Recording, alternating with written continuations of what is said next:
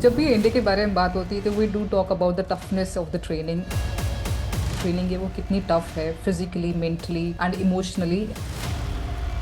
हर एक चीज जो एक कैडेट एकेडमी जाके सीखता है वो हर एक चीज अपने सीनियर से सीखता है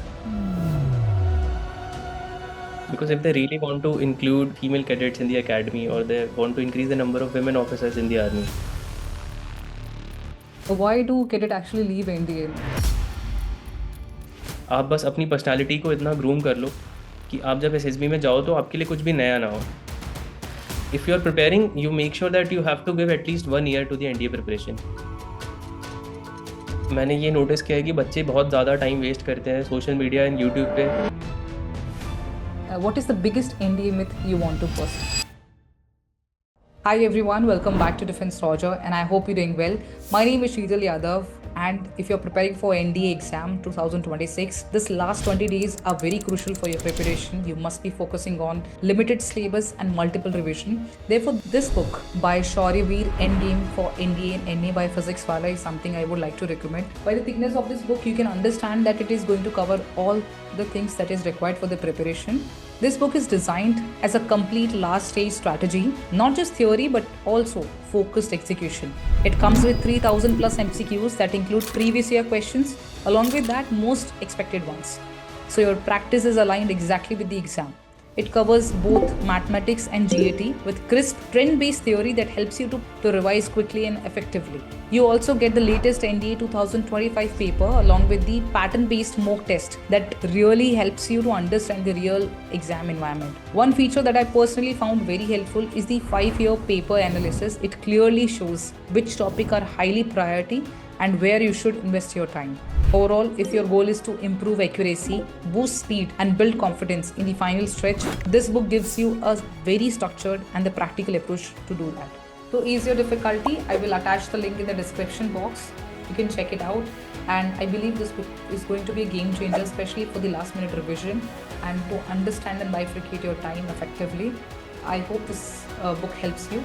Coming back to our video, in today's episode, we have a very special guest. Today we have Avinash Singh, who is an ex-NDA cadet. After school, he aimed to join the National Defence Academy and serve as an army officer, inspired by his father, who served in the 15th Rajput Regiment. He appeared for multiple NDA and SSP attempts and was eventually recommended joining NDA training in January 2019. Due to an injury in the first phase of training, he had to quit the academy. After NDA, he started helping and guiding defense aspirant through YouTube channel and later launched an initiative called Cadet Clubs where he is mentoring candidates and helping them in their recommendation journey. In 2024, he appeared for CAT and is currently pursuing MBA at INT Ghaziabad. In today's episode, we have tried to talk about the various parameters of training of NDA, what has really changed after the inclusion of females in the training, along with that, why some cadets leave the training in the middle. Along with that, we have tried to understand the competition level which is there in the NDA written exam as well as in the SSP, along with the merit. So you are going to find a lot of value in this video. And without any further delay, let's get back to the video. Hi Avinash, thank you so much for joining me for this video. I know you from a long time now, and every time I get to know about you, you are doing something new. So I do feel like there are so much of transitions that are going on in your life, and along with that, I it's just a personal opinion that you are a fighter. That when God give you a lemon, you make a laminate. So that idiom completely suits you. But thank you so much for being a part of this show. Thank you so much for such kind words, ma'am, and it's a pleasure to be here. I know we have interacted before also, and because I was busy in doing a lot of activities as you talked about, I couldn't find time to record this session, but I am glad that finally we are doing it. So thank you for inviting me. Avinash, this session is going to be about understanding ND training better because पहले के time पे ND के बारे में इसलिए भी ज़्यादा बातें नहीं होती थी because it was not an era of social media. But now some people speak, some facts, but there are a lot of people who are talking anything and everything about academy, and there's some people are just trying to show their involvement regarding these things. But on a very lighter note, I really want to know from you. You are an ex-NDA, 3 golden years to the academy. So there are so many things I can rectify from your experience. But I really want to talk about the changes in the new NDA. To begin with, what major changes do you see in this new NDA in terms of training, culture, discipline, and overall environment? So, ma'am, NDA undergoes changes every 4 5 years, and the reason is very simple. As we are advancing towards technology, a lot of things are changing in the warfare ecosystem as well. Yeah. Hence, training should also change with time. So, when I joined the academy back in 2018, the month of December, so Hmm. at that time, training was more physical and less academics oriented. And if we talk about the time like 2000s or maybe 90s, at Hmm. that time it was majorly about physicals, and hardly some focus used to be given to academics. But as we are evolving, as we are growing as an economy, so I think the curriculum is shifting more towards academics. And at Okay. the same time, academy somehow finds a very good balance between physicals and intellectual. So they just want to make war. They just want to make warfare leaders who are not only good in physicals, who don't just have stamina and courage, but at Hmm. the same time they are intellectually smart. So Yeah. because of which training has changed a lot. So when I joined the academy back then, there was a lot of ragda, or which is basically the core element of training. So in Okay. which a senior has all the liberties and he can make you do things. But to be honest, after the end of training, we came to realize that why it was important. All those things had a very major role to play, and they somehow they have contributed a lot in shaping the individuals the way they are. So if you see any ex-ND officer, the people who have done exceptionally well in operations, so they have a very different character, and that character is built over the years, and training has played a very major role in that. So these days, even I got to know about a lot of stories being run on social media, a lot of campaigns, and everyone was just trying to give some sort of opinion about what is happening in the academy. Hmm. But I know and I believe in that. I believe that training has always been scientifically proven, and there is a logic behind everything, whatever happens in the NDA. Right. सो अभी थोड़ा सा curriculum change हुआ है कि training थोड़ा सा physicals थोड़े कम हो गए हैं, या फिर पनिशमेंट्स और इन सारी चीज़ों को लेके थोड़े रिस्ट्रिक्शंस हैं.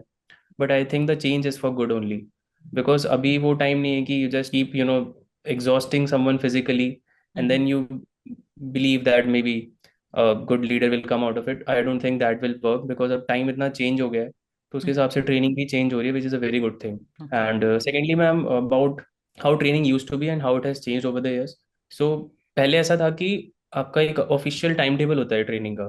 तो हर बच्चे को एक आउटलुक या हैंडबुक मिलती है, उसमें पूरा प्रॉपर टाइम टेबल होता है, that you'll wake up eight 4 4:35, जो भी रेवेले का टाइम होता है. सो ऑफिशियल एक टाइम टेबल होता है कि you'll wake up eight 5, you'll have breakfast between 7 to 8 और 8 to 9. Then you'll have classes after breakfast till lunch. After lunch, you'll have sleeping period, and then you'll have games and sports. Then you'll have a study period. Then you have orders fallen, and then you'll have free time. Hmm. तो एक अच्छा सा बहुत ही good looking time table होता है. But on ground things are very very different, because अगर ऐसा चलेगा तो कॉलेज में और एनडीए में कोई डिफरेंस ही नहीं रहेगा. So NDA has designed a different way of training. उसमें यह है कि सीनियर्स का रोल बहुत ज़्यादा है. तो एज पर दी रेवेले, एज पर the time table, you are suppose to wake up at 5 AM, but 5 बजे तक आपको 1 1.5 घंटे हो जाएंगे उठे हुए. यू विल वेकअप एट 4 3:30, तो ऐसा चलता है. और इन बिटवीन जो भी टाइम आपको लग रहा है स्लीपिंग पीरियड है, तो after lunch you won't go and sleep. तो ये सारी चीज़ें बहुत डिफरेंट है. बट एज आई मेंशन कि इनकी ज़रूरत है और ये होना चाहिए. मतलब कि अगर ये भी नहीं होगा तो एक कॉलेज में और एनडीए में ज़्यादा डिफरेंस नहीं रह जाएगा. Okay. So this is my take on the training ma'am. जब भी एनडीए के बारे में बात होती है तो we do talk about the toughness of the training. तो कितना जो अभी करंट एनडीए की ट्रेनिंग है वो कितनी टफ है physically, mentally and emotionally, and specially talking about the रगड़ा, कितना रगड़े में चेंजेस आए हैं over over these recent years? Ma'am changes बहुत ज़्यादा नहीं आए हैं. Okay. And talking about toughness and challenges that cadet faces in the academy. So, as a 17-year-old, if you have to leave your home, if you have to leave the people you love, and you go to a place where you cannot use mobile phones, you're totally disconnected from the world, it already adds a lot of mental stress on you. हम्म। उसके बाद आप जो भी routine follow कर रहे हो, every day you have to wake up, if not 4:30, even if someone is waking up at 5 a.m. every day. So it's not that on Sundays you can wake up at 7. Even on Sunday you'll have to wake up at 5. So training is tough even today.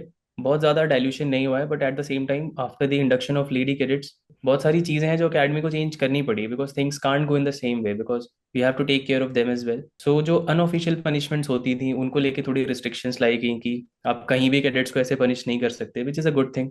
And apart from that, थोड़ा सा ज़्यादा official हो गई है training, as in जो freedom seniors को था, बहुत ज़्यादा फ्रीडम था एक टाइम पे, वो थोड़ा रिस्ट्रिक्ट कर दिया गया है. So they have to take care of the juniors while giving them punishment, and there are certain punishments which have been totally prohibited or banned by the academy, because it has seen or observed that in the past, because of those punishments, only a lot of cadets suffered injuries.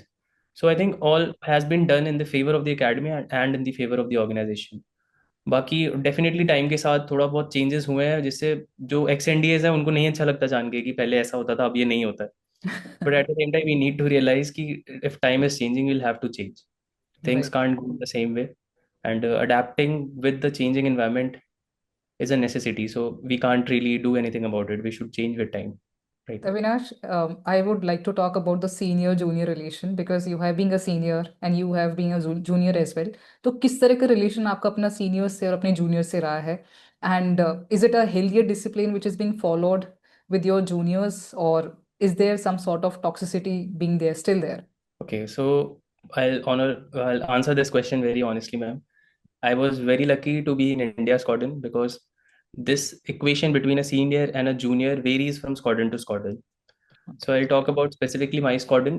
The environment was really good, and then it also depends on the kind of person. Like, some seniors were very very helpful, very approachable, and at the same time some seniors were, they had some sort of grudges against some juniors. तो कुछ चीजें ऐसी हो जाती हैं जो लोग अपने दिमाग में रख लेते हैं, and they try to take it out in by different means and ways. So it depends on the person, as well as it depends on the squadron as well, कि squadron के traditions ऐसे होते हैं. Hmm. कुछ कुछ squadron में ऐसा होता है कि आपके जूनियर टर्म्स बहुत डिफिकल्ट होते हैं. सो फोर्थ बटालियन है, जिसमें माइक, नवंबर, ऑस्कर, इन स्क्वाड्रंस में क्या है, ऑस्कर एंड पैंथर, इनमें थोड़ा जूनियर टर्म्स डिफिकल्ट होता है. फर्स्ट सेकंड टर्म बहुत डिफिकल्ट होता है, but third term fourth term से आप एक सीनियर्स की तरह ट्रीट करने लगते हैं आपको. On the other hand, in squadrons like India, kilo, golf, तो यहाँ पे जूनियर टर्म्स अच्छे होते हैं और सीनियर टर्म्स थोड़े ज़्यादा डिफिकल्ट होते हैं. तो इन a nutshell her cheese balance हो जाती है. कहीं आपको शुरू में ज़्यादा आसानी है, कहीं आपको बाद में थोड़ा डिफिकल्ट हो रहा है, कहीं आपको शुरू में ज़्यादा डिफिकल्टी है, बाद में आपके लिए ईजी हो जाता है. तो ये चीज़ें बैलेंस हो जाती हैं. बट जो सीनियर और जूनियर की रिलेशन जो है, वो I would say it has always been for the it has always existed for the favour of the organisation. Seniors, जो सबसे ज़्यादा इंपॉर्टेंट रोल, सबसे बड़ा रोल जो सीनियर्स का होता है पूरी ग्रूमिंग में, पूरी ट्रेनिंग में, वो सीनियर्स का ही है. बिकॉज हर एक चीज़ जो एक कैडेट एकेडमी जाके सीखता है, Hmm. वो हर एक चीज अपने सीनियर से सीखता है. So when I join the academy, when I was a first termer, my over study taught me how to iron clothes, how to iron shorts, कि कैसे शॉर्ट्स आयरन करने, कैसे क्या, एकदम मतलब जैसे बच्चे को कोई सिखाता है Proper चीजें, grooming. कि एकदम प्रॉपर ग्रूमिंग. तो वो इस तरीके से बॉन्ड बनता है, and then that is how you develop that bond with the senior. तो जितना टाइम सीनियर आप पे इन्वेस्ट करता है, उतनी अच्छी बॉन्ड बनती है, और उतना ज़्यादा अच्छे से वो आपको एक अच्छे ऑफिसर में ग्रूम कर पाता है. And later on, when you become senior, it is your responsibility and it's your duty to make sure that you pass on that learnings to your junior. तो ये पर्सन टू पर्सन वेरी करता है. कुछ लोग इसमें बहुत ज़्यादा interest लेते हैं, तो वो as seniors they try their best to guide everything to their juniors. मैंने एकेडमी जाके स्विमिंग सीखी, हॉकी सीखा, फायरिंग, हॉर्स राइडिंग, बहुत सारी चीज़ें, मतलब सीनियर से बात करके, इंटरेक्ट करके, और वो हमें पर्सनली अपना टाइम देते थे. मैप रीडिंग सिखा रहे हैं हमें, और क्रॉस कंट्री प्रैक्टिस, तो हर एक चीज़ में जो ब्रिज का काम करते हैं वो सीनियर्स ही करते हैं. तो जो बच्चे कैडेट्स जो ज्वाइन करते हैं एकेडमी, हमें कुछ नहीं आता शुरू शुरू में. जो फीडर इंस्टीट्यूट्स हैं, डेफिनेटली उनको तो एक्सपोजर होता है, but those who come from public school background, those who have never had any exposure to cantonment और army life, they get to learn a lot of things from seniors. तो seniors का बहुत ज़्यादा important role है, and I am really grateful to have wonderful seniors, specially my over study course. बहुत सारे seniors थे जो अभी भी, मतलब I do miss them, and I'm really grateful to them because they have contributed in shaping the individual I am today. And talking about myself, so when I became a senior, I made sure that I pass on whatever things I have learned from my seniors, and I always believed in giving respect. So academy में ऐसा है कि बहुत से seniors, आदत हो जाती है लोगों की कि वो उतना रिस्पेक्ट नहीं देते जूनियर को. They don't treat juniors well. Okay. तो ये मतलब सब कोई ऐसा नहीं करते हैं, बट लोगों की ऐसी आदत हो जाती है, क्योंकि उन्हें ट्रीटमेंट अच्छे से नहीं मिला होता जब वो जूनियर Hmm. है, तो वो सेम टेंडेंसी हो जाती है करने की. सो एज सीनियर्स, मेरा एज अ सीनियर मेरा हमेशा से यही गोल रहता था कि मैं कभी भी डिसरिस्पेक्ट ना करूँ किसी को. तो I just use to talk to them politely, and I know that they are my juniors, they will follow whatever I say. तो बस एक ये ध्यान रखना चाहिए कि आपको अपनी ईगो बीच में नहीं लानी चाहिए। अगर आपको सही गलत की समझ होनी चाहिए, you should treat everyone as a human being first, उसके बाद आप उसको कैडेट और पनिशमेंट्स के बारे में सोचना चाहिए। And this is all from my side ma'am about seniors and juniors. Avinash, जब 3 साल जब आपने एनडीए में दिए, you have been a first termer as well as you have spend last 6 months also in NDA, तो क्या डिफरेंस है if I compare in their proper daily routine, precisely if I talk about treatment with seniors, responsibility, freedom, pressure, and kind of expectation, uh, having with the respective termers? So, ma'am, as a junior, you feel that the life as a senior is amazing because it looks like that. It looks so lucrative that the only goal after joining the academy is to become a sixth termer. क्योंकि उनके पास हर चीज़ का access है, privileges है, music privilege, movies, उनको जो करना है वो कर सकते हैं। कोल्ड एंड देन कॉफी दे भी कैन मैंने सुना है, कोल्ड कोल्ड कॉफी का कॉफी एंड पेस्ट्री, वो तो मैम कोर है उसका कि जो एकेडमी में ईट्स होती हैं, so every day at around 5 p.m. in the evening, cadets mess will send eats to the entire squadron, all the 18 squadrons of the academy। तो उसमें होता है 2 दिन वीक में कोल्ड कॉफी होती है। सो एकेडमी की कोल्ड कॉफी का जो टेस्ट है, it's the best in the world, there is no doubt about it. और उसका सिग्निफिकेंस इतना ज़्यादा इसलिए क्योंकि एकेडमी एक ऐसी जगह है जहाँ पे आपको cafeteria, McD, Domino's, burger king कुछ भी एक्सेस नहीं है, आपके पास फ़ोन नहीं है। तो एक बहुत स्पेशल चीज़ होती है वो cold coffee. It's one of the core reason behind cadets being happy on Tuesday and Thursday, क्योंकि आज ईट्स में कोल्ड कॉफ़ी है। बट वो कोल्ड कॉफ़ी सिर्फ 6 टर्म प्रिविलेज है, मतलब 6 टर्मर्स का ही पूरा हक है उस कोल्ड कॉफ़ी पे। ये सारी चीज़ें अनऑफिशियल है, बट ये ऐसा ही चला आ रहा है राइट फ्रॉम 1953, और ये ट्रेडिशंस ऐसे ही मेंटेन किए गए हैं। सो एज अ फर्स्ट टर्मर ऐसा लगता है कि 6 टर्मर बन के तो लाइफ सेट है, मतलब कोल्ड कॉफ़ी है, पेस्ट्री है, और सेंट्रल स्टेयर्स का आप यूज़ कर सकते हो। आप फ्लैंक्स में रहते हो, मतलब स्क्वाड्रन का जो लेआउट होता है कैबिन्स का, जो कैडेट्स के जो रूम्स होते हैं, तो उसमें जो सबसे अच्छी लोकेशन, प्राइम लोकेशन कह लो आप, तो उसमें सिर्फ सीनियर्स ही रहते हैं। तो ओके। बहुत सारी ऐसी चीजें हमें दिखती हैं कि इनके पास एक्स्ट्रा टाइम होता है। The entire squadron is waking up at 4:30 और 5।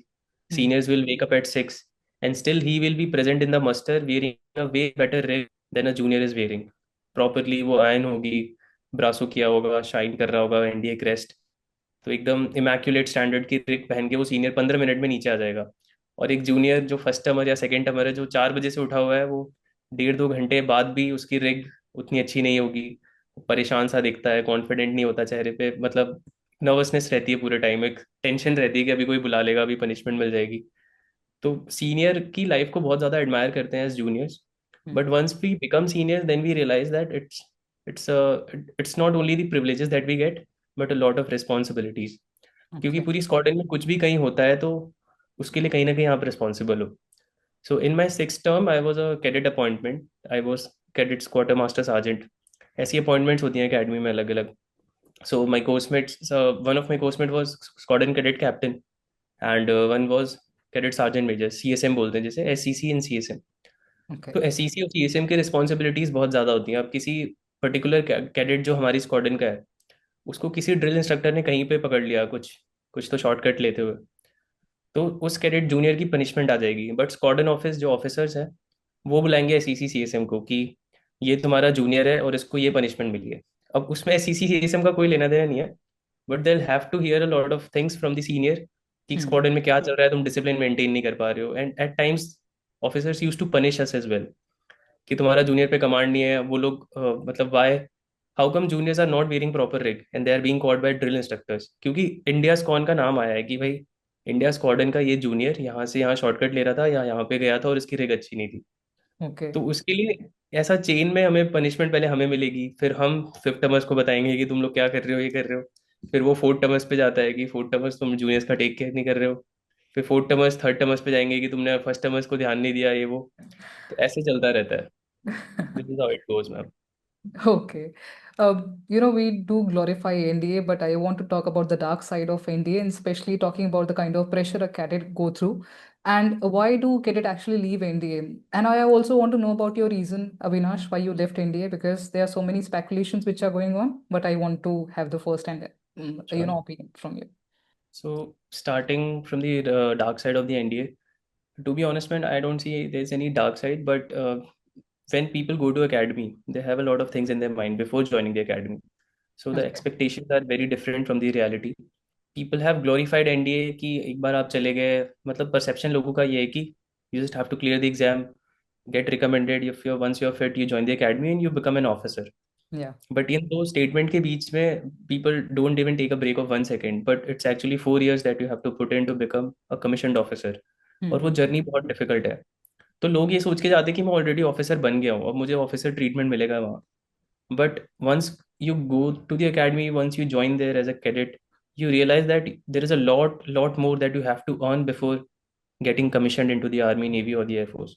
So वो ट्रेनिंग पार्ट के बारे में कोई बात नहीं करता है, वो हार्डशिप्स के बारे में कोई बात नहीं करता है, which includes the sacrifice of living away from your family, waking up Yeah. every day at 5:30 a.m., following the same routine, which is very challenging. किसी किसी भी चीज़ को अगर आपको रोज। 100 डेज 150 डेज करना हो तो बहुत ज़्यादा टायरिंग हो जाता है वो। At times you start to question yourself कि क्या मैं कुछ और कर सकता था, ये बहुत डिफिकल्ट है, बिकॉज ऐसा होता है। मैंने खुद भी एक्सपीरियंस किया था, though I was very very passionate and even today I am very passionate to join the army, though it's not in my destiny. But वहाँ जाके शुरू के 1-2 वीक मोराल बहुत हाई रहता है, you are very confident and proud about yourself. Yeah. But then फिर आपको realise एक ब्रेकिंग पॉइंट आता है, जब आपको लगता है कि इतनी पनिशमेंट मिल रही है, मुझे टाइम ही नहीं मिल रहा, मैं बात भी नहीं कर पा रहा, मेरी एज के लोग अभी ये कर रहे हैं वो कर रहे हैं, ऐसी चीज़ें भी आती हैं विच इज़ वेरी नेचुरल। तो ऐसा भी बोलते हैं कि अगर आपको ट्रेनिंग में कभी ये फील नहीं हुआ तो मतलब आपकी ट्रेनिंग अच्छे से नहीं हुई है। It is suppose to be difficult, Okay. Because after getting commissioned into the armed forces, Hmm. you will have to lead men and people will be ready to give away their life That is just true. on your command. तो अगर आपको उस stretcher पे जाना है तो you'll have to sacrifice and earn that, और उसके लिए सारे challenges और ये सब sacrifices करना बहुत ज़रूरी है। So it's very sad to see that people don't talk about this. They just glorify the perks of an officer. ये CSD है, ये salary है, and you get to explore the country. तुम यहाँ जाते हो वहाँ जाते हो, ये भी मिलता है वो भी मिलता है। That is all fine, मतलब, but I still believe those who join the armed forces, they should be very clear that whether they are joining it for the passion sake or just for the money and security. क्योंकि जो भी आप, अगर आपका short term goal है या फिर आपको सिर्फ ऐसा लगता है कि मेरी लाइफ सेट हो जाएगी वहां जाके, I don't think that is a good enough reason to join the forces.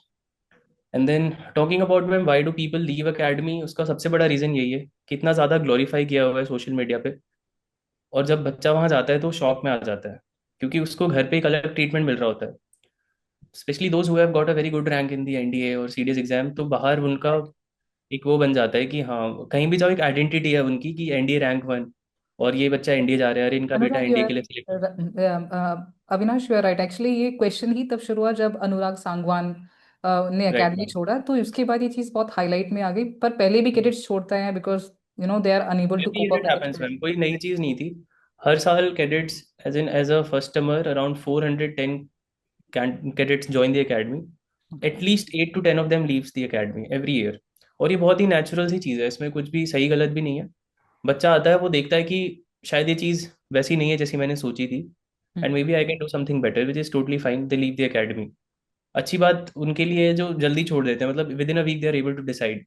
But अगर आप 1.5-2 महीने बाद छोड़ते हो तो वो एक सीट वेकेंट चली जाती है, वो कोई बच्चा जो मेरिट आउट हो रहा है उसको मिल सकती थी, and maybe he would have love to join the forces. तो एक या। अपॉर्चुनिटी वैसी चली जाती है। तो मैंने भी अपनी वीडियोस में ऐसा कन्वे किया है कि अगर आप ज्वाइन करने जा रहे हो तो प्लीज़ थिंक अबाउट इट, पहले से सोचो, बात करो कि एग्जैक्टली वहाँ होता क्या है और आपकी लाइफ कैसी होगी। ऐसा नहीं है कि सिर्फ ट्रेनिंग टाइम में आपकी लाइफ डिफिकल्ट होगी, कमीशन होते ही ऐसा नहीं है कि सब कुछ बदल जाएगा, थिंग्स विल बी मोर और less the same, but you just get use to it. तो यस। आप ये देख पाओ कि क्या आप अगले 30-40 ईयर्स ऐसे लाइफ स्टाइल को सस्टेन कर सकते हो कि नहीं, then you should take a call. So people leaving the academy or cadets leaving the academy is very normal thing. 1-2% और 3 to 4% cadets leave the academy every year, which is totally fine। मतलब वो है चीज़ ऐसी कि हर कोई नहीं कर सकता, और जिनको बिल्कुल ही आइडिया नहीं होता, जो उस बैकग्राउंड से नहीं है, so after going there they realize that this is not something which I can do, so it's fine if they leave the academy. And I would say it's even better than doing something or harming yourself later in training, because बिल्कुल। some cases have happened in the academy which were very unfortunate. सो उसके बारे में भी ma'am मैंने काफ़ी पता करने की कोशिश की, but I was disappointed to know कि जो कैडेट था उसके, मतलब ऑब्वियसली थोड़ी चैलेंजिंग है ट्रेनिंग, ठीक है, ट्रेनिंग तो as we have already discussed about it कि वो डिफिकल्ट होगी। But at the same time, the cadet also wanted to leave the academy. He was Mhm. not feeling well there. तो Okay. इसमें मेरी request parents और जो भी family members हैं, आप बच्चे को जब भेजते हो एकेडमी, अगर वो आपको बोल रहा है कि मुझसे नहीं हो रहा है, मुझे नहीं करना है, तो आप प्लीज़ उसको पुश मत करो। अगर बच्चा खुद कह रहा है कि मुझसे नहीं हो पा रहा है, there is no point in pushing that fine soul कि तुम ये करो, हो जाएगा ये वो। जब बच्चा खुद से अगर ये रियलाइज़ कर चुका है कि इट्स वेरी डिफिकल्ट, नहीं हो पा रहा है, तो कोई बहुत बड़ी बात नहीं, it's not the end of the world. बहुत लोग वहाँ गए हैं, वहाँ पे बहुत लोग वहाँ नहीं पहुँच पाए तब भी बहुत अच्छा किया लाइफ में। बहुत लोग वहाँ से बाहर आने के बाद बहुत अच्छा कर रहे हैं लाइफ में। सो इतना ज़्यादा उसको अटैच नहीं करना चाहिए कि अगर वहाँ से आ जाएगा तो लोग क्या बोलेंगे, ये क्या होगा, वो क्या होगा। आपको सबसे पहले अपने बच्चे के बारे में सोचना चाहिए। So this is my request to all the parents और family members who are listening this podcast. And now talking about me, ma'am. So in fourth term of my training, I got to know that I have a bone deformity in my left hip joint. तो मेरी injury थी जिसका पता मुझे fourth term break में चला। Term break enjoy कर रहा था घर पे, बट अचानक पेन वेन फील हुआ और अकेडमी ज्वाइन करना था within a week. Fifth term शुरू होने वाला था। तब मैंने डॉक्टर को दिखाया तो ही टोल्ड मी कि ऐसी ऐसी प्रॉब्लम है, बट इसमें थोड़ा टाइम लगेगा रिकवर होने में, ऐसा नहीं है कि तुम ट्रेनिंग के साथ साथ कर लोगे। फिर मैं एकेडमी आया, फिर मैंने वहाँ पे रिपोर्ट चेक किया, एमएच गया। तो वहाँ भी डॉक्टर ने मुझे सेम चीज़ बोली कि तुमने 2 साल तो कंप्लीट कर लिए ट्रेनिंग, 2 साल और बचे हैं। तो Hmm. अगर तुम somehow if you are able to pass all the basic test, PT test और बीपीटीज और ये सब, तो तुम कमीशन हो जाओगे। उसके बाद अपना ट्रीटमेंट करवाते रहना, फिर एक बार तुम सर्विस का पार्ट बन गए तो कोई प्रॉब्लम नहीं है। So I tried my best. Fifth term में तो हर चीज़ें क्लियर हो गई, बट सिक्स टर्म में बहुत ज़्यादा डिफिकल्ट हो गया मेरे लिए। और मेरे कोर्समेट्स, मेरे स्क्वाड्रन ऑफिसर्स और मेरी सीनियर्स, सब ने बहुत ज़्यादा मेरी हेल्प करी। And they literally held my hands till the end. उनसे जितना भी पॉसिबल था, स्पेशली 140 कोर्स था उस टाइम पे जब मैं फिफ्थ में था, तो मेरे सीनियर्स, इमीडिएट सीनियर्स 140 कोर्स के थे। तो आई स्टिल रिमेंबर जो SCC CSM, उन लोगों ने मेरी बहुत ज़्यादा हेल्प करी। और एक टाइम पे आके जो मैम आप इक्वेशन की बात करी थी, सीनियर जूनियर इक्वेशन, Right. तो लिटरली भाई भाई वाली फीलिंग आती थी कि वो बोलते थे, अरे भाई तू टेंशन मत ले, तू बस अपने टेस्ट पे ध्यान दे और तुझे कुछ भी और करने की ज़रूरत नहीं है, जो चीज़ मैंडेटरी नहीं है तू मत कर, तू बस Hmm. यहाँ से पास आउट हो जा। तो लिटरली सीनियर से मुझे वर्ड्स कहे थे, इससे ज़्यादा कुछ आप एक्सपेक्ट ही नहीं कर सकते अकेडमी में सीनियर आपको ये बोले। So I was very fortunate and I am really grateful to all of them. And there is a good thing that they are in my contact, कभी कभी बात बात होती रहती है सबसे। Hmm. Luckily, I had very good relation with all my seniors and as well as my juniors. So sir से भी बात होती रहती है, मैं जूनियर से भी बात होती रहती है, वो पूछते रहते हैं "सर, क्या चल रहा है क्या नहीं"। सो फिफ्थ टर्म मैम मैंने क्लियर कर लिया, बट सिक्स टर्म में मुझे ज़्यादा डिफिकल्टी होने लगी। And academy gave me a chance as well. मैं रेलीगेट भी हो गया था। So I was not able to pass out with my own course. I think वो बहुत ज़्यादा डिफिकल्ट फेज था मेरी लाइफ का, क्योंकि अकेडमी जाके सिक्स टर्म तक I was one of the finest cadets, as in if we talk about the overall performance, I was really good in cross country, PT and academics में मैं torch ही था, PT में हमेशा M1 पास हो जाता था first attempt में। उसके अलावा मैं फॉरेन लैंग्वेजेस में सर्टिफिकेट ऑफ प्रोफिशिएंसी मिला था मुझे रशियन लैंग्वेज के लिए। फिर मैं वैरायटी एंटरटेनमेंट वगैरह में पार्ट लेता रहता था, म्यूजिक में, drama, skit. So I was quite well in each and every activity और training activities that use to be conducted there. Okay. So उस पीक से फिर रेलीगेट होना वो बहुत ही ज़्यादा शॉकिंग था मेरे लिए, अनफॉर्चुनेट था, and at the same time it was very very difficult for me to actually accept that fact कि अरे ये हो गया है। Mhm. और वो सबसे डिफिकल्ट पॉइंट था मेरी लाइफ का, आई वुड से सो फार, जब मेरे जो कोर्समेट्स थे they passed out but I was not able to pass out with them. But उसके बाद I think over once I accepted it, फिर मुझे लगता है कि मुझे फेलियर्स और इन चीज़ों को एक्सेप्ट करने की जो मेरी स्ट्रेंथ है मेरे अंदर, वो बहुत ज़्यादा बढ़ गई। एंड आई थिंक इसके बाद अब मैं जब अपनी लाइफ देखता हूँ तो मुझे बहुत चीज़ें फील भी नहीं होती हैं, बिकॉज मुझे लगता है कि इन चीज़ों का उतना सिग्निफिकेंस ही नहीं है। So when I see people around me getting upset about something कि ये नहीं हुआ वो नहीं हुआ, तो मुझे थोड़ी सी हंसी भी आती है कि ये तो बहुत छोटी चीज़ है, मतलब इसके लिए क्यों ही परेशान होना, सब ठीक हो जाएगा। So I think though at that time it was very difficult for me to accept and face that situation, but I'm very grateful to God that He gave me so much of strength that I could deal with it well. And then I had some very good seniors in my life, जैसे specially सऊटा sir का मैं mention करना चाहूँगा। Academy से आने के बाद sir ने काफ़ी, मतलब एक छोटे भाई की तरह ही मुझे हमेशा ट्रीट किया है। तो सर ने मुझे कॉल पे ये भी बोला था लिटरली कि अगर तुझे किडनी भी चाहिए होगी तो मैं तुझे दे दूंगा भाई, मुझे बस बता देना कि सर किडनी की ज़रूरत है। तो he was always there to guide me. तो मेरे लिए उतना डिफिकल्ट नहीं था। I use to think a lot कि सर के लिए ज़्यादा डिफिकल्ट रहा होगा, बिकॉज मे बी उनको उतने लोग नहीं मिल पाए होंगे आगे गाइड करने के लिए, बट सर थे मेरे लिए। तो सर ने बहुत ज़्यादा हेल्प की। उसके बाद मेरी फैमिली, मेरे फ्रेंड्स, अक्षत एंड शशांक मेरे क्लासमेट्स हैं, तो मैं उनके साथ रहने लगा after coming from the academy. Then I figured out कि ठीक है, अब I will go and pursue MBA. लोगों ने बहुत ज़्यादा मुझे ऐसा मोटिवेट किया कि I should try UPSC, but मैंने बहुत अच्छी एनालिसिस की एंड आई थॉट कि I want freedom in life. और फिर मैंने अपना कैडेट्स क्लब नहीं, फिर मैंने यूट्यूब चैनल शुरू कर दिया था अपना। राइट तो अविनाश। मुझे था कि मुझे इसको भी ग्रो करना है। Eight the same time I thought कि एक आध अटेम्प्ट मैं और दे दूंगा वंस आई रिकवर, तो मैं एफकेट और सीडीएस वगैरह के लिए दे दूंगा अटेम्प्ट्स। तो बैक ऑफ द माइंड में ये था। So this is how my journey of NDA ended, and that is how I started my YouTube channel, just to guide the aspirants. How is your life going on right now? Because after NDA, you started your YouTube channel, you started Cadet Club, and then doing MBA in Dubai. So, what was that phase look like? मतलब जो initially, I'm sure कि बहुत सारे challenges रहे होंगे Avinash. After being an all-rounder, doing so good in academy, and coming and starting everything from ground, it's really tough. So, वो phase And से लेके जो अब आप जहाँ पे MBA कर रहे हैं, उस phase का distance कैसा रहा है? if I have to say one word, ma'am, I would say it has been wonderful so far. So one thing I realized after coming out is that I had to re-establish myself. I literally started from level zero. क्योंकि आप academy में क्या करके आए हो क्या नहीं, I was just a graduate. मेरा लकीली मैं ग्रेजुएशन मेरा हो गया था, बीएससी कंप्यूटर साइंस की मेरे को डिग्री मिल गई थी जेएनयू की। So that is what I had tangibly, but intangible चीज़ें जो मैंने वहाँ से गेन की थी वो मैं लोगों को एक्सप्रेस नहीं कर सकता, नहीं बता सकता। इट इज़ बिल्कुल। More about the attitude, the mind set that I have, और जो ओ एल क्यूज जो भी चीज़ें मैंने वहाँ डेवलप करी वो मैं लोगों को नहीं बता सकता। मतलब people use to ask me कि क्या हुआ, तुम मतलब कुछ भी नहीं दिया एनडीए ने तुम्हें। तो मुझे हम्म। बहुत बुरी लगती थी वो चीज़ कि लोग ऐसे बोलते हैं कि एनडीए से तुम्हें क्या ही मिला। I can not explain to them because people only value money these days. तो उनको है कि अगर मैं बोलता कि अरे मुझे ये पेंशन मिलती है, ये मिलता है, या ये कार्ड मिला हुआ है, दे विल बी हैप्पी, चलो ठीक है। Otherwise, it's very difficult to explain to them, and then I don't see any point in explaining things to them कि ठीक है लोगों से मतलब I don't really entertain such people. तो एक तो ये था मैम कि वापस आके मुझे रीस्टैब्लिश करना पड़ा।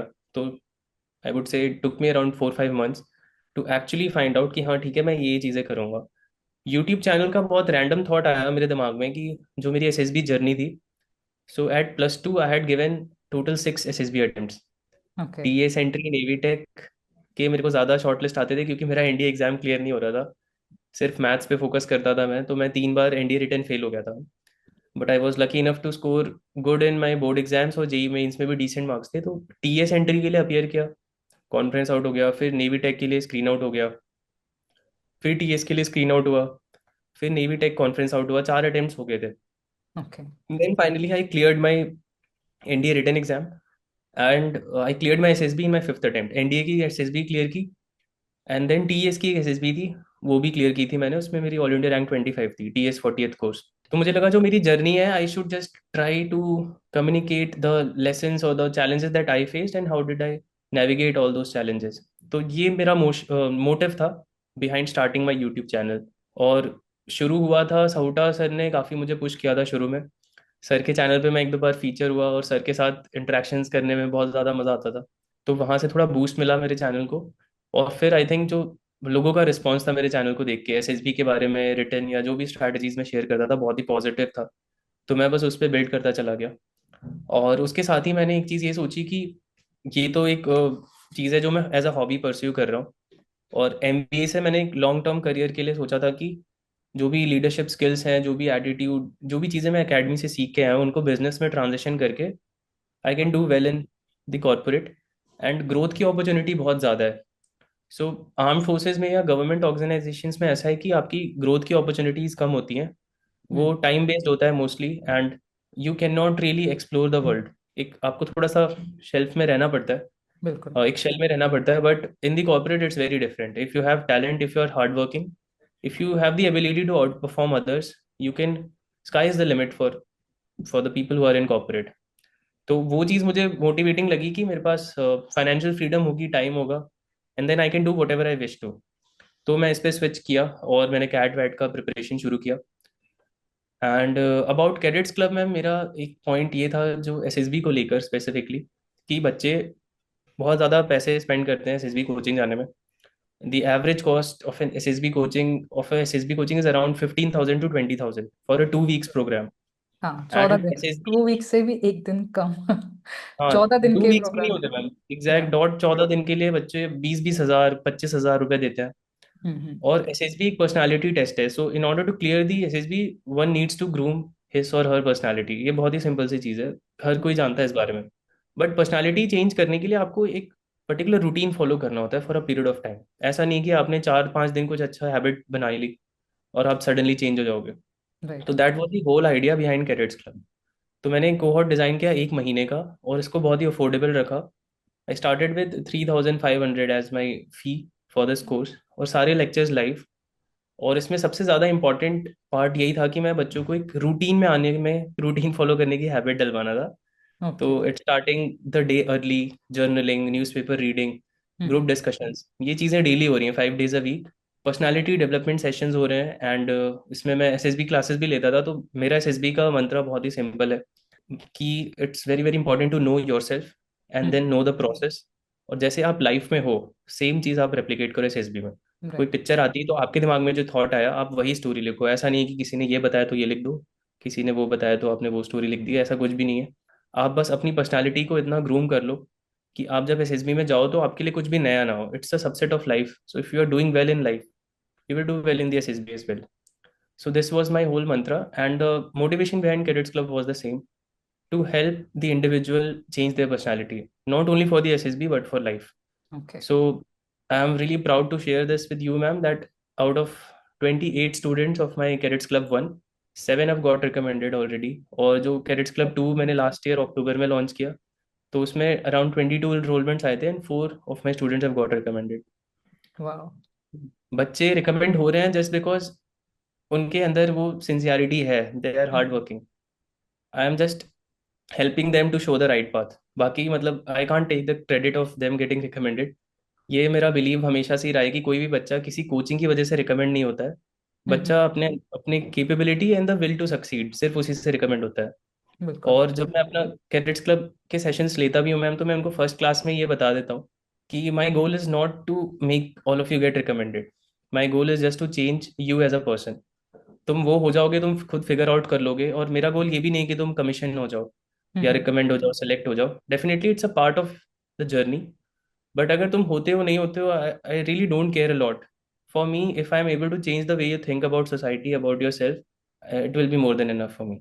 तो यही गोल रहता है कि मैं उनकी बस पर्सनालिटी को अफेक्ट करना चाहता हूँ, जिससे कि उनका इतना पॉजिटिव आउटलुक हो about life and society, that when people look at them, they can also learn something from them. That is my goal behind Cadets Club. So coming back to your question, ma'am, so as of now things are going really well. Cadets Club भी काफ़ी अच्छा चल रहा है, YouTube पे भी अच्छा response रहता है. और टू बी ऑनेस्ट, एक पॉइंट पे आके वो आई थिंक वो सैचुरेशन पॉइंट मेरा भी आ रहा है. क्योंकि सवोटा सर की वीडियो देखी, फिर मुझे भी लगा कि मैं बहुत टाइम से सेम कंटेंट डाल डाल के, I think you can also relate to it ma'am, कि एक आई टाइम नो। पे आके ऐसा हो जाता है कि एक ही चीज़ कर रहे हैं हम, तो वो थ्रिल और एक्साइटमेंट बहुत कम हो गया है. बट एज यू मैंशन कि मैं कुछ ना कुछ करता रहता हूँ, तो एक तरफ मेरा एमबीए चल रहा है, I am doing pretty well. और अभी इंटर्नशिप्स वगैरह के लिए मैं एक्सप्लोर कर रहा हूँ अपॉर्चुनिटीज़ इन दुबई. एंड एक तरफ मैम वही है, कैडेट्स क्लब, माई टेलीग्राम चैनल और यूट्यूब, ये सारी चीज़ें चल रही हैं. Avinash, no matter what you do, you have that mindset and you have that clarity regarding those things. And on the top of it, you are a pure hearted soul. वो मुझे ऐसा लगता है, बिकॉज अभी से नहीं, ऐसा नहीं कि रिकॉर्डिंग से पहले से जानती हूँ. I been in contact with you from last more than 1 year and 2 year. So I know what kind of outlook you have regarding certain things. And इसीलिए मैंने, I wanted this session with you because एक fear factor रहता है, because putting something in social media, there is a lot of burden. I think you can relate. You cannot put everything and anything on social media. So I know whatever you do is with a lot of clarity. So whether it's Credit Club, anybody want to contact Avinash, I will also, add in collaboration, and I will also mention all the details. They can reach out to you. And I'm sure एक बहुत positive change आपकी journey से तो वो सीखेंगे ही, बाकी उनको एक क्लैरिटी आएगी कि उन्हें किस तरह से अपनी रूटीन के अंदर और बाकी सब चीज़ों में चेंजेस करने चाहिए. And I am so proud of you. Starting something thank you at so your much. own and with lots of clarity, it takes a lot of analysis and introspection for sure. Avinash, थोड़ा सा अब हम female cadets पे बात करते हैं। Recently अभी female cadets का इंक्लूजन हुआ है एनडीए में। So I want to know from your analysis, is it a right step at this time, and specifically talking about the training standards, infrastructure, and social environment aligned with these changes. So what is your opinion on that? Ma'am, I would say the step is right, but I think the government has not taken a lot of things into consideration. Because Okay. if they really want to include female cadets in the academy, or they want to increase the number of women officers in the army, Mm-hmm. they should have started something like OTA Chennai, maybe a Mm-hmm. different academy. Because NDA का जो ma'am पूरा existence का जो traditions थे, जो training curriculum था, a lot of things have been affected. Okay. And secondly, I believe that if you really want to do something, or if you want to change the dynamics of the organization, आपने शुरू किया 19 seats for one one course. अब 350 380 mail cadets हैं और सिर्फ 19 lady cadets हैं। ये Mm-hmm. Ratio आप कैसे मेंटेन कर रहे हो? मतलब this is not justified at all. तो एटलीस्ट आपको 20-25% सीट्स रखनी चाहिए लेडी कैडेट्स के लिए, Mm-hmm. ताकि उन्हें भी इंक्लूसिविटी फील हो। Mm-hmm. And apart from that, I think बाकी चीज़ें, ट्रेनिंग अकेडमी, बाकी चीज़ें स्पेशली इंडिया ने बहुत अच्छे से की हैं। क्योंकि जो कोएड ट्रेनिंग का जो मॉडल है वो ओटीए चेन्नई आईएनए में एग्जिस्ट करता है already, and Right. They are doing way better than India, because these academies have been doing it from a long time now. तो Mm-hmm. एनडीए ने ये सारी चीज़ें उन अकेडमीज में जाके वहाँ देख के उसके हिसाब से अडेप्ट की। इंफ्रास्ट्रक्चर और सारी चीज़ें, everything is in place. My Mm-hmm. Only complain is about the number of lady cadets that they are enrolling per course. Okay. Right now, they have increased the seats to 30. Again, 30 is a very small number when compared to 350, 380 for male cadets. So अगर आप सही में इस चीज़ को promote करना चाहते हो, तो सिर्फ 30 सीट से क्या होगा एक कोर्स में? That is my question. और दूसरी चीज़ ये है कि मैम, आई स्टिल रिमेंबर जो मेरी पहली स्टूडेंट थी, Brahmi Patel, she is a fifth termer in India as of now. Okay. She was all India rank 24th, और ऑल इंडिया रैंक 24 लाके भी she was very uncertain whether she will get the joining letter और not, क्योंकि उस time 19 seats ही थी। But luckily, matlab, for some people it was unfortunate that they were not medically fit. Mm-hmm. Somehow she made it to the academy. She was the last one. But 750 780 candidates recommend हो रहे हैं, Mm-hmm. उसमें 300 बच्चा merit out हो रहा है। उन 300 में से भी around 100 are lady cadets. So I don't see justice in this. तो मेरा एक यही पॉइंट ऑफ व्यू इस पे है कि एक तो सीट्स बढ़ानी चाहिए, या Mm-hmm. फिर आपको अगर आप कुछ ऐसा स्टेप ले रहे हो, जैसे कि एनडीए हमेशा से एक स्पेसिफिकली मेल्स के लिए रही है एकेडमी, उसमें आप लेडी कैडेट्स को ला रहे हो, तो आई थिंक वो नंबर का ध्यान रखना चाहिए था। या फिर आप कुछ एक नई ट्रेनिंग एकेडमी बना सकते थे। ओटीए गया जैसे है, वहाँ पे इन्होंने अभी शिफ्ट किया ट्रेनिंग, बिल्कुल। टेक एंट्रीज की ट्रेनिंग वहाँ पे शिफ्ट की है, तो मे बी आप वहाँ से शुरू कर सकते थे। क्योंकि Mm-hmm. ये इंफ्रास्ट्रक्चर लाके इसमें बहुत ज़्यादा चेंजेस हो गए एक ही टाइम। ट्रेनिंग करिकुलम भी चेंज हो गया, लेडी कैडेट्स भी आ गई, फिर जो शिफ्ट की बात कर रहा था मैम मैं आपके साथ की, ट्रेनिंग आउटलुक कितना चेंज हो गया है, सीनियर्स के पास रिस्ट्रिक्शंस हैं अब। तो बहुत सारी चीज़ें एक ही टाइम पे एकेडमी ने फेस की, तो बीच में कुछ बहुत अनफॉर्चुनेट केसेस भी आए, तो कहीं ना कहीं थोड़ा सा मिस मैनेजमेंट हुआ है, Mm-hmm. Which I think they will figure out on their own. Obviously वहाँ पे बहुत ज़्यादा ही क्वालिफाइड लोग हैं, I am no one to talk about it, but that is my take on lady cadets. Apart from that, my students are there in the academy. Mm-hmm. तो ब्राह्मी से मेरी बात होती रहती है every term break, I contact and I connect to her. तो overall it has been really good. मतलब वहाँ पे पहुँचने के बाद जितनी ज़्यादा केयर कर सकते हैं एकेडमी Mm-hmm. से, ज़्यादा ही एफर्ट्स डाले हैं specially to take care of the lady cadets. So Right. Academy ने अपनी साइड से तो कुछ भी उसमें कमी नहीं छोड़ी है। इट्स जस्ट द गवर्नमेंट और उनकी पॉलिसीज की सीट्स कहाँ होनी चाहिए, कितनी होनी चाहिए। That is true.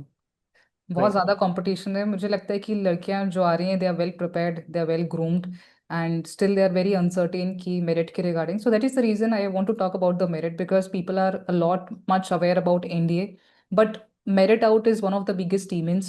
So what are the factors that influence a cadet receiving the joining letter or not? So there is so much of uncertainty, but merit के around, is there anything you want to create awareness? Because आज के time पे बहुत लोग merit out हो रहे हैं।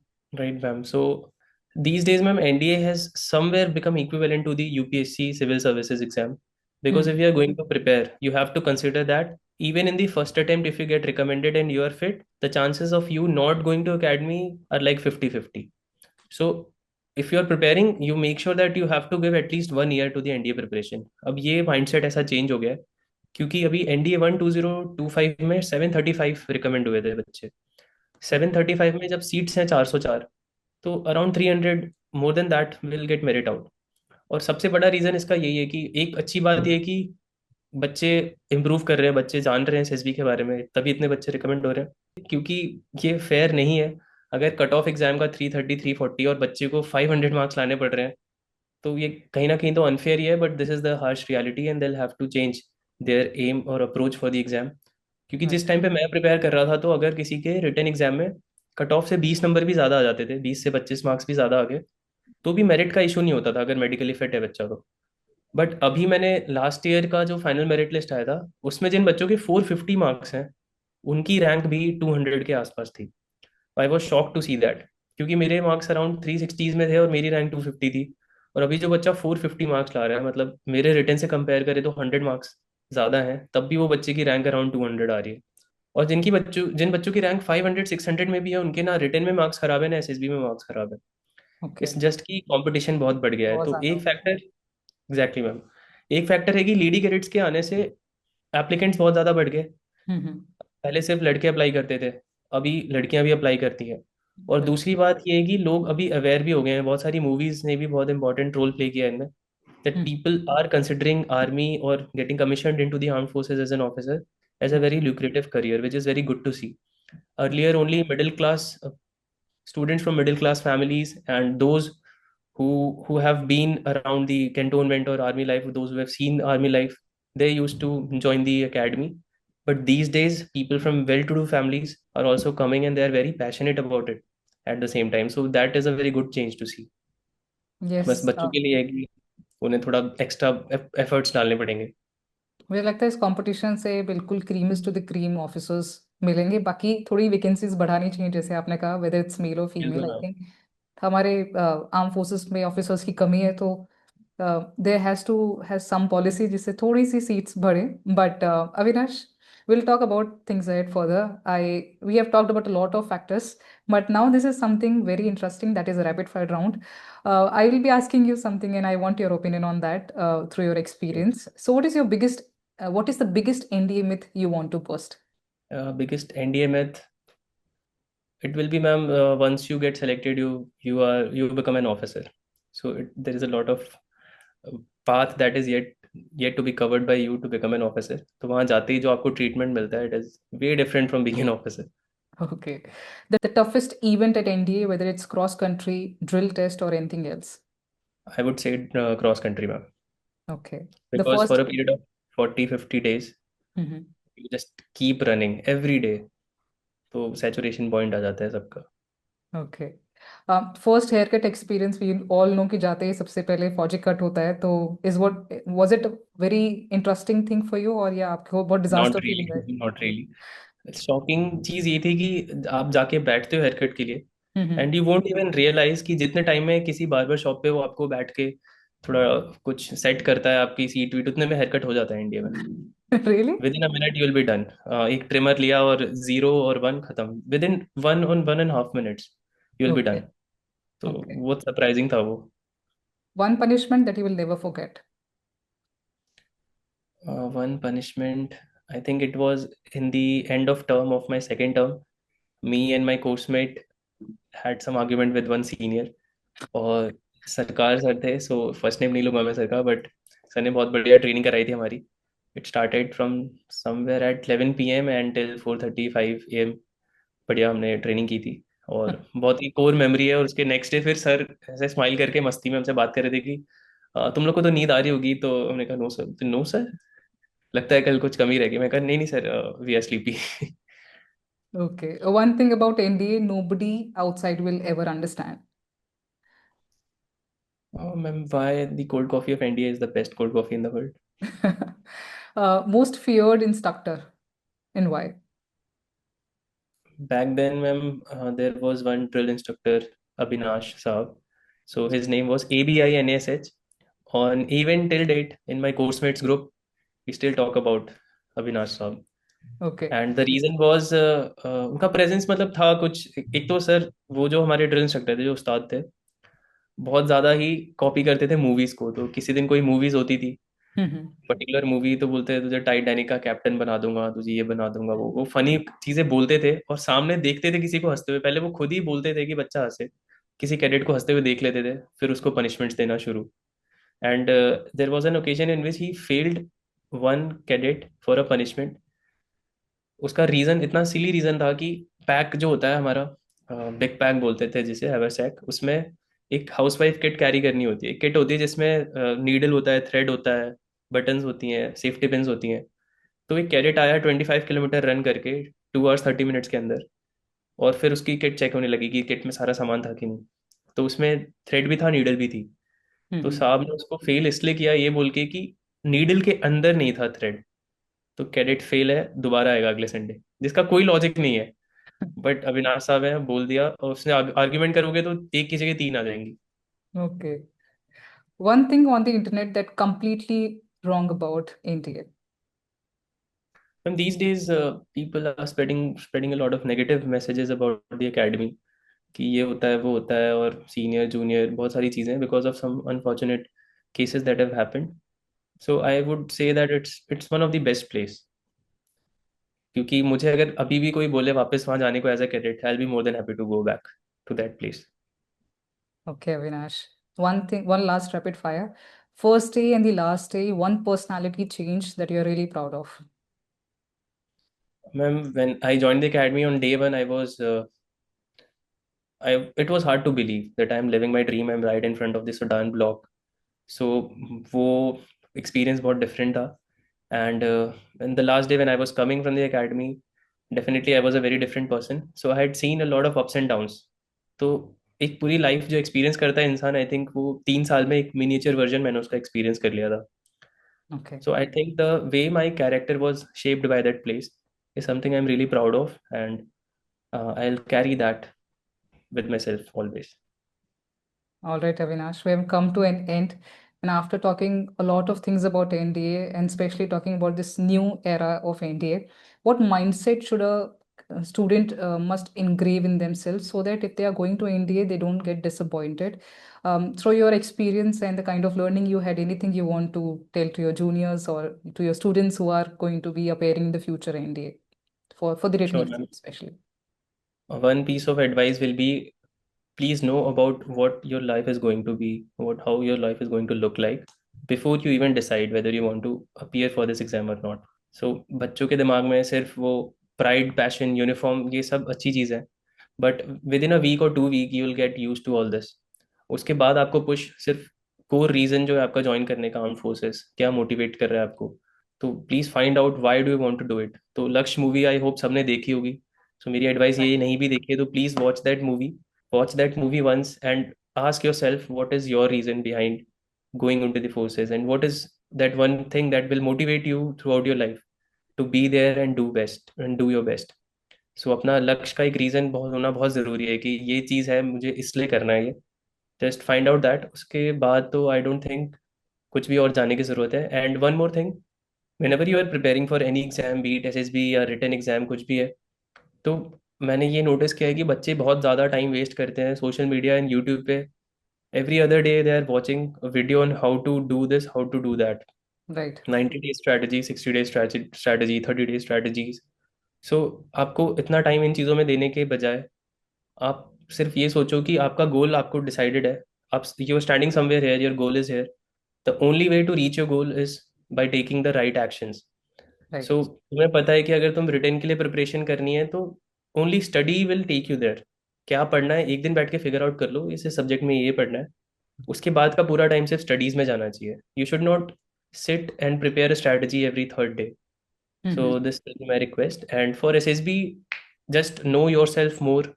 Start building some really good habits, reading newspapers, interacting more with people around you than being on social media, going out and playing with friends, then playing games on computer or mobile.